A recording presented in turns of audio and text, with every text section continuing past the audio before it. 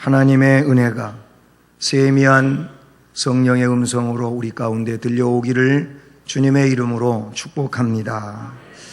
6월달 마지막 주일인데요, 나라와 민족을 위해서 기도하는 그런 시간들을 가졌었습니다. 특별히 지난 한 주간은 특별히 나라와 민족을 위해서 기도하는 구국 기도의 그런 시간들도 가졌었습니다. 지난 주간 여러분에게 부탁하기를 한 주간 동안 새벽 예배에 나오셔서 나라와 민족을 위해서 기도합시다 그랬는데 새벽 예배에 나오셔서 기도하신 분들 계셨습니다. 그거 잘 안 되면 저녁에라도 오셔서 기도하십시오. 그것도 안 되면 집에서라도 나라와 민족을 위해서 시간을 정해놓고 기도하십시오. 새벽 예배에 많이 안 오신 걸 보니까 집에서들 기도하셨다 그렇게 생각이 드는데 기도하셨나 모르겠습니다. 지도자가 그렇게 한마디 하면 좀 흉내라도 내시면 은혜가 될 터인데 그렇게 하셨나 모르겠어요. 여러분, 참 이 시대에는 나라와 민족을 위해서 기도하는 기도의 파수꾼들이 필요한 때인 것 같습니다.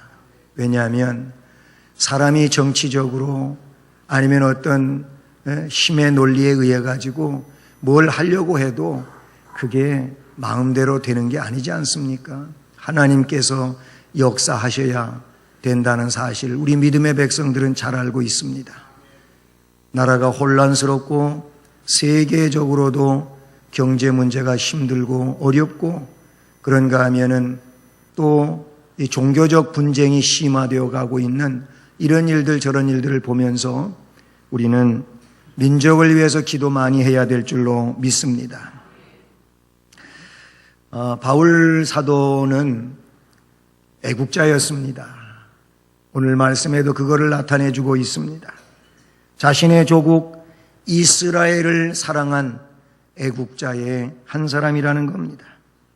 그래서 그는 앞에 9장 1절 이하의 말씀을 보면은 거기 자신의 마음속에 근심이 있고 그치지 않는 고통이 있다고 거짓 없이 고백을 하면서 나의 형제 곧 골육의 친척을 위하여 내 자신이 저주를 받아 그리스도에게서 끊어질지라도 원하는 바로라. 아멘. 앞에 9장 1절과 2절 말씀에 기록된 내용입니다. 자신의 민족, 이 형제와 골육 친척을 위하여 자기가 저주를 받아서 그리스도에게서 끊어질지라도 원하는 소원이 있다는 겁니다. 정말 그리스도에게서 끊어진 일을 원해서 하는 말이 아니고 이것은 자기의 소원이 아주 강렬한 소원이라고 하는 그거를 이렇게 표현하고 있는 겁니다. 소원이 그 어떤 것보다도 너무나도 강한 소원이기 때문에 그렇게 원하는 소원이기 때문에 최고의 내용이 내가 저주를 받아 그리스도에게서 끊어질지라도 이렇게 말하고 있다는 겁니다. 그리고 오늘 본문에서는 그런 소원이 다른 것이 아니고 이스라엘을 위한다는 겁니다. 형제들아 내 마음에 원하는 바와 하나님께 구하는 바는 이스라엘을 위함이니 곧 그들로 구원을 받게 함이라. 이스라엘 민족이 구원받는 일을 위해서 그렇게 간절한 소원을 갖고 있다고 말하고 있습니다. 여러분, 여러분의 가장 간절한 소원은 무엇입니까? 우리 모두에게는 나름대로의 소원이 있는데 그 소원 각자 말해본다면 여러분은 그 소원들 가운데 가장 큰 소원을 먼저 무엇으로 말하시겠습니까? 바울에게 있어서는 구원의 문제였습니다. 자기 동족의 구원의 문제가 그만큼 큰 소원이었다는 겁니다. 우리가 어렸을 때에는 나라와 민족에 대한 소원이 있었습니다. 그래서 우리의 소원은 통일 거기까지만 우리의 소원은 통일이라는 노래를 불렀습니다. 저도 그랬고 저와 비슷한 연배라든지 또 그 이후에 한참까지는 그랬어요. 근데 요즘에는 통일이 소원이지 않습니다. 많은 사람들이 통일의 문제는 좀 몇 달이 건너가 있는 거고, 우리의 소원은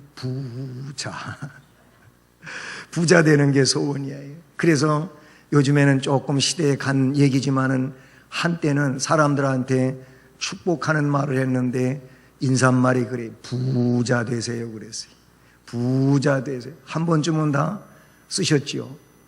저도 그 사람 부자 되라고, 부자 되세요. 그때 그렇게 한번 해본 적이 있습니다. 그만큼 사람들이 물질의 부요함을 원하고 있다는 겁니다. 근데 그것도 원한다고 되든가요? 원해서 되는 일이라면 다 부자로 살지요. 원해서 되는 일이라면 병 안 걸리고 다 건강하게 살지요. 원해서 되는 일이라면 100점 안 맞을 사람 어디가 있어? 다 100점 맞지. 원해서 되는 게 아니에요, 그거는. 하지만 우리에게는 소원이 있어야 되는데, 우리 개인을 위한 소원도 있을 테고, 가정을 위한 소원도 있을 테고, 아니면 가문을 위한 소원도 있을 것이고, 그런데 우리에게는 민족에 대한 소원이 있어야 돼. 나라에 대한 소원이 있어야 되는데, 바로 이 바울과 같은 소원을 가지고 있어야 진정한 믿음의 백성이고 하나님의 자녀들이 되는 줄로 믿습니다. 바울은 그래서 이런 소원을 가지고 늘 그 소원을 마음에 품고 하나님 앞에 간절히 기도를 드렸어요. 소원이 강렬한 사람은 기도를 하지 않을 수가 없습니다. 우리 기독교에서뿐만이 아니고 이런 우상 종교에서도 소원이 있는 사람은 빌게 되어 있다, 그런 얘기. 대상이 무엇이냐에 따라서 다르겠지만은 잘못된 응답의 대상에게 비는 자들도 너무 많습니다. 복을 줄 수 있는 그런 대상이 아님에도 불구하고 그 대상인 신 앞에 복을 비는 자들이 있어요. 복을 달라고 그렇게 빈단 말이에요. 그런데 우리가 섬기는 하나님은 역사의 주재자이심, 창조자이심, 기도에 응답하시는 하나님이신 줄로 믿습니다. 우리는 이 하나님 앞에 하나님의 선하신 뜻과 그 원하심을 따라서 소원을 가지고 기도하는 자가 되어야 할 줄로 믿습니다. 바울의 소원은 나라를 위한 소원, 민족을 위한 소원이었는데, 그래서 그 소원을 간구로 나타내고 있었다는 것이죠. 이스라엘을 위한 바울의 간구라는 것입니다. 바울은 이스라엘 동족을 위하여 어떤 간구를 했습니까? 오늘 말씀의 내용에서 몇 가지를 그렇게 유추해 보게 되면은, 먼저는 올바른 신앙 지식을 갖기를 그는 바랬습니다. 그런 소원이 있었어요. 이 유대인들이, 이 민족이, 이 백성들이 올바른 신앙 지식을 갖기를 바랬다는 것입니다. 여러분, 유대인들은 하나님께 열심이 대단했습니다. 성경에는 그 열심을 특심이라고 하는 그런 말로도 표현하고 있습니다. 하나님께 대한 열심이 놀라웠었는데, 문제가 뭐냐면 바른 신앙 지식에 근거한 열심이 아니었다는 겁니다. 이걸 우리는 깨달아야 될 줄로 믿습니다. 이것은 바울도 바울 되기 전에 사울이었을 적에 똑같았어요. 그래서 하나님께 대한 열심은 대단했는데 지식이 바르질 못해가지고 예수를 구세주로 인정하지 않고, 예수는 그냥 나사렛 촌뜨기에 불과하고 하나님을 모독하는, 신성을 모독하는 그런 사람으로 생각해가지고 일찌감치 십자가에 못 박아 죽이지 않았습니까? 그런데 예수님이 십자가에 못 박혀 돌아가신 이후 물론 부활하셨습니다. 승천하셨습니다. 할렐루야. 근데 그런 내용에 의하여 성령 받은 제자들은 또 작은 예수가 돼가지고 예수님이 구세주라고 증언하고들 다닙니다. 예루살렘에 핍박의 바람이 강하게 불면 거기에서 흩어져 가지고 그래서 사마리아로 가고 구브로로 가고 안디옥으로 가고 퍼져나가는 것입니다. 복음이 증언되는 것입니다. 그래서 이 사울은 예수를 믿는 그 추종자들을 없애버리려고 혈안이 되어 있는 사람이었어요. 그래서 알고 보니까 저 다메섹이라고 하는 곳에 예수를 구주로 믿는 사람들이 꽤나 있다고 소식을 접합니다. 그 대제사장에게 그들을 체포해 올 수 있는 그런 위임장을 받아가지고 이제 다메섹으로 갑니다. 다메섹에 거의 가까이 왔을 때 우리 주님이 그를 강권적으로 만나시고 그를 꼬꾸라뜨리십니다. 그는 거기에서 예수님을 직접적으로 만나게 되고, 내가 그렇게 못살게 굴던 예수가 구세주이구나 알게 되었습니다. 이 사울도 지난날에는 이 유대인들과 같이 바른 신앙 지식을 갖지를 못해가지고 박해자로 살았어요. 그렇게 살았었는데 이제 그는 깨닫게 되었습니다.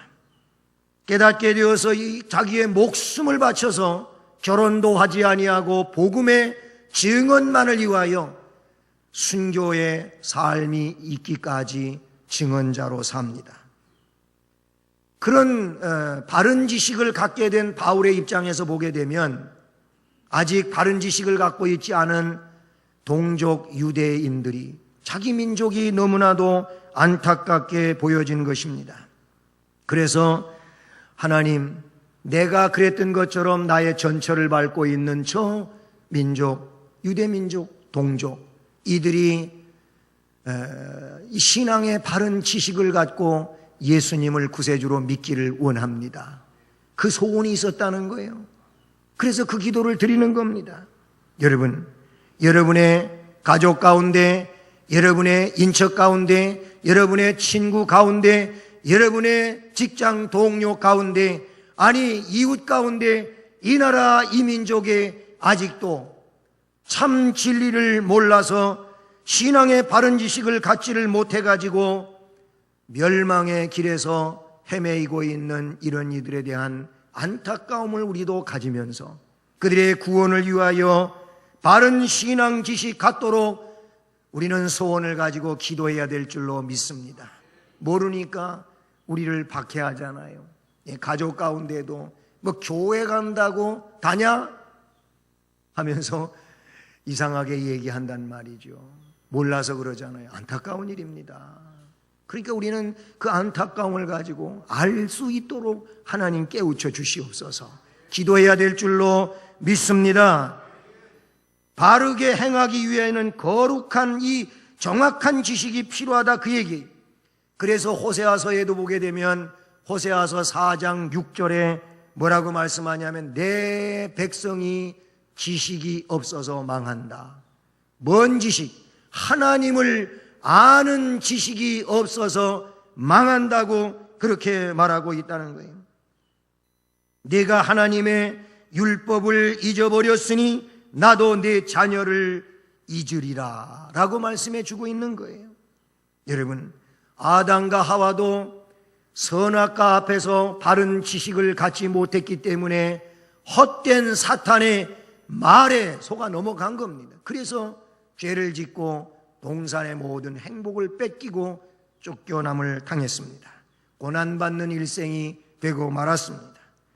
노아 시대의 사람들도 바른 지식을 갖지 못했기 때문에 방주를 짓고 있는 노아를 향하여 조소하고 회방하고 비방하고 그랬단 말입니다. 바른 지식을 갖지 못하면 물속에 홍수 심판에 죽을 수밖에 없었던 것입니다. 바벨탑을 쌓던 사람들도 바른 지식을 갖지 못했기 때문에 허황한 탑을 쌓으며 흩어지는 이런 역사가 있게 되었다는 것이죠. 소돔 고모라도 마찬가지인 것입니다. 그것이 죄악으로 관영해 갔던 것은 하나님에 대한 바른 지식을 갖지 못했기 때문에 그런 거예요. 그래서 호세아서 6장 3절은 우리가 여호와를 알아야 된다는 겁니다. 힘써 여호와를 알자. 아멘. 호세아서 6장 6절에는 나는 인애를 원하고 제사를 원하지 아니하며 번제보다도 하나님 아는 것을 원하노라 그랬어요. 하나님이 원하는 것은 인애를 원하는 거예요. 제사를 원하는 하나님이 아니에요. 번제보다도 하나님 아는 것을 원하신다는, 하나님을 알아야 번제도 바르게 드릴 것이고 어떤 다른 제사도 바른 의미로 드리지, 그걸 모르게 되면은 그냥 제사 드리는 거 다 된 걸로 알고 있단 말이에요. 여러분, 하나님을 알면 예배의 귀함을 알 것이고, 하나님을 알면 예배 이후의 생활도 바르게 살아가는데 주력하게 되지 않겠습니까? 하나님을 모르니까 엉터리로 산다, 그렇게 볼 수밖에 없다는 사실인 것이죠. 그래서 바울은 자신도 하나님을 모를 때에는, 바른 지식을 갖지 못할 때는 그런 엉뚱한 열심 속에 있었던 거예요. 알고 보니까 그게 너무 잘못된 겁니다. 그래서 지난날 자랑하던 것들은 다 배설물처럼 여기고 이제는 예수 그리스도만 가장 귀한 분으로 알고 표대를 향하여 나아간다고 말씀하고 있는 줄로 믿습니다. 또한 바울은 어떤 소원이 있어 기도를 했느냐 하면은 내 민족이 율법에 사로잡히지 않기를 바라고 있었다는 겁니다. 율법에 사로잡히지 않기를 바랬어요. 그럼 뭐냐? 은혜 안에 있기를 원했던 겁니다. 은혜 아래. 여러분, 유대인들은 율법의 정신을 잊어버렸어요. 그냥 율법의 법조문에 얽매여서 살아요. 율법은 그들이 생각할 때에는 인간을 억압하기 위한 금령으로만 생각하면서 형벌 조항을 피하기 위해 어쩔 수 없이 형식적으로 그 법령을 지켜가는 이런 상황에 있었다는 겁니다. 여러분, 그래서 바울은 저들이 의문에서 벗어나기를 간구했어요.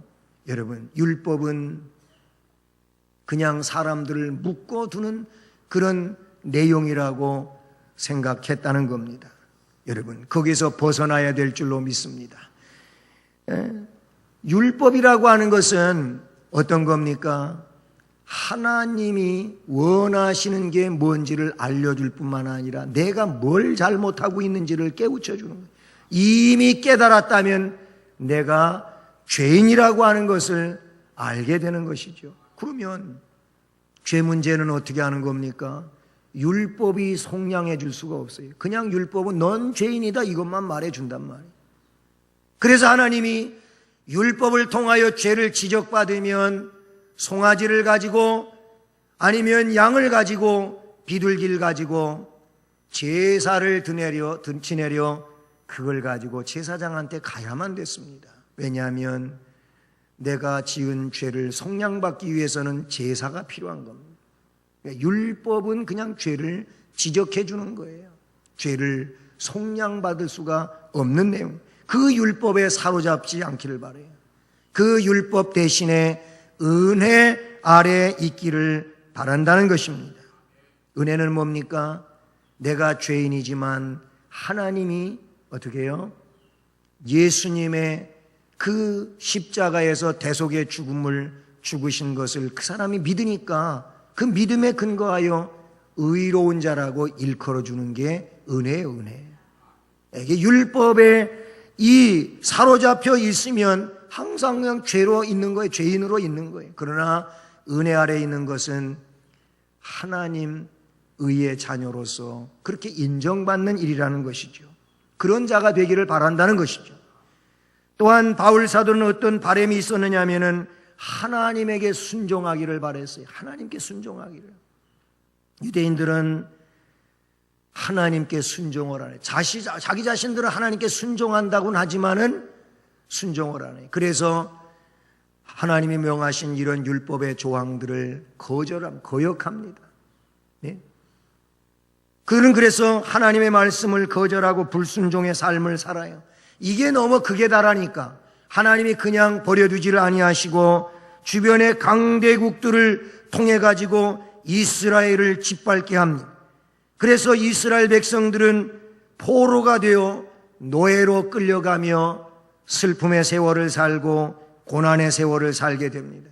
왜 그렇게 했습니까? 하나님이 그들을 깨우치기 위해서 그렇게 했는데 깨닫고 순종의 삶으로 돌아오고 한 것인데, 그런데 이 사람들은 그런 일이 있음에도 불구하고 순종하지를 않습니다. 오히려 하나님 왜 우리한테 이러시느냐고 원망하고 불평합니다. 여러분, 누구든지 하나님의 말씀을 거역을 하며 남의 말을 따르고 학자들의 학설을 더 신봉을 하며 이데올로기를 쫓아가면 유대인들과 다를 바 없는 불순종의 사람이 될 수밖에 없는 것이죠. 바울 사도는 그런 것들을 버리고 하나님 거역하는 일을 버리고 하나님께 순종하기를 바랬다는 겁니다. 또 한 가지의 바람이 있었는데 자기 의를 내세우지 않기를 바랬다는 겁니다. 많은 사람들이 자기 의를 주장하기를 즐거워합니다. 즉 자기 공로, 내가 이런 공로를 가지고 신앙생활을 해왔기 때문에 하나님은 나를 복 주실 거라는 겁니다. 하나님은 나를 의롭다고 일컬어 주실 거랍니다. 자기 의는 하나님 앞에 통용이 되지를 않습니다. 내 의를 가지고 가면 하나님 앞에 불합격자가 될 수밖에 없다고 하는 겁니다. 그런데 이스라엘 백성들은 하나님의 의가 아닌 자신들의 의를 내세워서 하나님 앞에 의인으로 인정받기를 원했어요. 하나님의 의, 이것은 믿음으로 말미암는 의이며 복음을 통하여 구원받는 일을 말하는데 그거를 거절했다는 겁니다. 이들은. 그래서 율법의 행위로는 하나님 앞에 의롭다함을 받을 사람이 없다고 하는 사실을 깨닫지 못하고 우리들처럼 율법을 지키고 살면 구원받는다고 생각했고 천국 가는데 문제가 없다고 생각했던 거예요. 그런데 성경은 뭐라고 말합니까? 율법으로는 의롭다함을 얻을 사람이 없다는 겁니다. 율법을 통해서는 죄인이라고 하는 걸 깨달을 뿐이라는 겁니다. 그래서 율법의 내용을 심취하면 심취할수록 알면 더 알수록 나는 하나님 앞에 크나큰 죄인이구나만 아는 거예요. 그래서 내 죄를 대속해 주시는 분을 찾게 되는데 그분이 누구냐면 예수 그리스도라는 것이죠. 그렇습니다. 그리스도는 율법을 완성하신 분이신 줄로 믿습니다. 죄를 알게 해주는 율법을 죄에서 구원해 주는 것으로 믿고 나간다면 이 사람은 너무나 큰 착각 속에 산다, 그런 얘기예요. 그래서 자기들의 그 힘으로써 의롭게 살려고 발버둥치는 일은 너무나 애석한 일이 아닐 수가 없는 것입니다. 그러므로 우리들 우상을 섬기고 불신앙 속에 살면서도 죄인인 것을 모르는 인척을 위하여, 동포를 위해서, 그리고 잘못된 사상, 이 공산 치하에서 시달리고 있는 북한 동포를 위해 더욱 간절히 구원을 위하여 하나님 앞에 기도를 드려야 될 줄로 믿습니다. 이런 기도를 드리는 사람은 자신의 구원에 관한 것은 더욱더 깊이 감사하게 될 것이고 하나님 앞에 영광을 돌리게 될 줄로 믿습니다. 왜냐하면 우리가 못 이루는 이 율법의 요구를 우리 그리스도께서 마침표를 찍으셨다고 하는 사실인 것입니다. 할렐루야. 따라서 하시겠습니다. 율법의 마침이 되시는 그리스도. 아멘. 율법의 마침표를 찍으신 분이 그리스도라고 하는 이 말은 율법이 요구하는 그 요구를 예수님이 100% 다 이루어 놓으셨다는 거예요.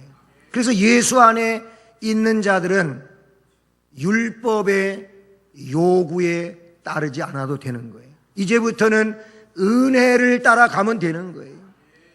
주님의 공로를 믿고 나가면 되는 거예요.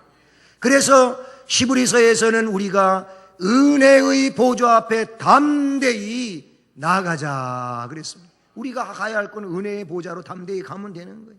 예수님 공로만 믿고 예수님이 날 위하여 십자가에서 보혈 흘려주셨으므로 그 보혈로 내 죄가 다 씻어지고 하나님 앞에 의로운 자로 설 수 있다고 하는 이 믿음을 갖고 그냥 담대히 예수님만 믿고 가면 되는 거예요. 이게 구원의 진리가 되는 것입니다. 그리스도께서 오신 이후에는 그래서 율법이 아닌 그리스도의 의로 말미암아서 의인이 되는 거예요. 성경은 이 진리를 아주 명확하게 로마서에서 가르쳐주고 있다는 것입니다. 예, 인간은 그리스도의 죽음과 부활을 믿어야 하는 줄로 믿습니다. 그래야 의인이 되는 것이고 생명을 갖게 되는 줄로 믿습니다. 율법이 요구하는 것은 이미 설명된 바도 있지만은 어떤 것을 요구하냐면 율법은 딱 두 가지를 요구합니다. 하나는 뭐냐면 선을 행하라, 의를 행하라. 이게 율법의 요구예요. 근데 아까도 얘기했지만은 우리가 선을 행하는 데는 이미 타락한 본성을 가지고 있기 때문에 부적합하다는 겁니다. 적격자가 아닌 거예요. 선을, 사람과 사람을 비교할 때에는 좀 선한 것 같아요. 그죠? 아, 저분은 참 선하다. 아, 저분은 법 없이도 살 것 같다. 사람들이 그렇게 말해요. 그만큼 착한 것 같고 의로운 것 같고 훌륭한 것 같아요. 그러나 하나님은 그거를 의로 인정해 주지를 않습니다. 왜냐하면 이미 타락한 죄의 본성을 가지고 있기 때문에 그런 거예요. 그런 사람들이거든요. 그런데 율법은 선을 행하라, 의를 행하라, 착하게 살아라 이렇게 말하고 있다는 거. 이게 율법의 첫 번째 긍정적 요구, 적극적 요구라고 그렇게 볼 수가 있어요. 그런데 어느 부분만 해서는 안 되는 거예요. 선을 행하라고 하는 것은 전부 그렇게 해야 된다는 거예요. 온전히 그렇게 해야 된다는 거예요. 그러니 누가 그렇게 할 수가 있어요? 성인 군자도 안 돼요. 예? 사람들이 볼 때에 아, 저분은 참 성인이다. 그런 분도 안 되는 거예요. 예수님은 4대 성인이라고 사람들은 말하지만은 4대 성인 가운데 동일한 한 사람이 아니에요. 예수님은 그냥 하나님이에요. 예수님은 그냥 유일한 구세주일 뿐이에요. 근데 그걸 모르는 사람들은 4대 성인 가운데 한 사람이라 이렇게 말하고 있어요. 그래서 소크라테스나 예수나 같다는 거예요. 석가모니나 같다는 거예요. 아닙니다. 예수는 하나님이십니다. 어쨌든 율법의 요구는 선을 행하라 그래요. 본성적으로 타락한 죄인이 어떻게 선을 행합니까? 이미 잘못한 것도 많고 지금부터라도 선을 행하고 가야 되는데 여기서부터도 선이 안 되는 거예요. 안 되잖아요. 괜히 나한테 해코지 하는 사람 생각하면 생각할수록 미운 마음 생기고 그렇잖아요. 성경에 보니까 사람의 형제에 대하여 미운 마음을 품는 것도 살인이라고 했는데 그러면 벌써 율법을 어긴 거잖아요. 어쨌든 율법의 첫째 요구는 선을 행하라는 겁니다. 그 다음에 두 번째 율법의 요구는 뭐냐면 율법을 어긴 사람은 처벌하라. 그럼 다 율법을 어겼는데 처벌받아야 형벌을 주라는 겁니다. 그 형벌은 뭐냐면 성경은 사망이라는 거예요. 어디에? 로마서 3장 23절에 뭐라 그래요? 죄의 삭은 사망이요 그랬어요. 죄값은 사망이라는 거예요. 그러면 율법을 다 어기고 그렇게 산 사람들이니까 전부 죽어야 되는 거예요. 다 죽어야 되는 거예요. 이게 율법의 요구인 거예요. 의로워야 된다. 어겼으면은 처벌하라 이거거든요. 그런데 성도들은요, 이 율법의 요구에서 제외되었습니다. 할렐루야. 이게 무슨 얘기냐면 율법 아래 있지 않다고 하는 이 말은 이제 앞에도 얘기했지만 은혜 아래 있다. 은혜 아래. 주님 안에 있는 자는 그냥 주님 공로에 의하여 하나님 아버지 앞에서 의로운 자로 인정되어지는 거예요. 이걸 모르는 사람은 야, 그래가지고 의인이 된다면은 나는 더 의인이겠다. 그런 사람들이 있어요. 여러분, 진리는 이것이 진리인 줄로 믿습니다. 왜 성도는 율법 아래 있지 않느냐면은 벌써 우리는 옛사람이 죽은 자들이에요. 언제 죽었느냐면 예수 그리스도 십자가가 우리의 죽음이라 그런 얘기예요. 예수님이 대신 죽으셔서 대신. 그러니까 그걸 예수님이 나의 구세주라고 믿으면 그 예수님의 십자가 사건이 날 위한 사건이 되고, 그래서 나는 그때 벌써 예수님이 대신 죽으셨기 때문에 나는 하나님 아버지 앞에 예수님 공로로 의인이 된 겁니다. 뭐 죽고 끝난 게 아니고 예수님이 죽으셨다가 장사 지내서 사흘 만에 부활하시지 않습니까? 이 부활이 뭐냐면 새로운 자로 살았다는 거예요. 세례도 그래서 물로 머리에다가 붓는 것은 물속에 들어간 옛사람은 죽은 것이고 물 위에서 올라온 사람은 새 사람으로 산다. 예수 그리스도를 구세주로 고백한 사람들은 옛사람을 죽인 자이며 새로운 사람으로 부활된 겁니다. 할렐루야. 부활된 거예요. 예수님 살아남으로 우리가 새롭게 살아난 줄로 믿습니다. 그래서 바울은 로마서에서 이제는 내 안에 그리스도께서 사신다 그렇게 말합니다. 또 예수 그리스도를 구세주로 믿는 사람들이 율법 아래 있지 않다고 하는 이 말은 아무렇게나 살아도 된다고 하는 그런 말이 아니에요. 그러면 율법 아래에 있는 거 아닙니까? 또 그것도 아니에요. 이건 뭘 이야기하는 것이냐면은 우리는 이 말 때문에 때로 방종하고 살아가는 사람들도 없지 않아 있는데요. 구원을 얻은 백성은 합당한 인격자로 세워져 가야 되는데 이게 점진적으로 일어나는 것인데 이걸 우리는 성화라고 그렇게 합니다. 완전 성화는 우리가 이룰 수가 없어요. 주님의 공로로 이루어지는 일이지만 그러나 우리가 노력해야 되는 것이 성화인데 이건 율법 아래 있는 내용하고는 달라요. 날 구원해 주신 하나님의 은혜가 너무나도 귀하고 아름다워서 감사드리고 날 위하여 십자가에 못 박아 자신을 속죄 제물이 되고 화목 제물이 되신 예수 그리스도의 그 대속의 은혜가 감사해 가지고 이제 주님 앞에 영광을 돌리기 위해서 충성하는 삶이 은혜의 삶인 거예요.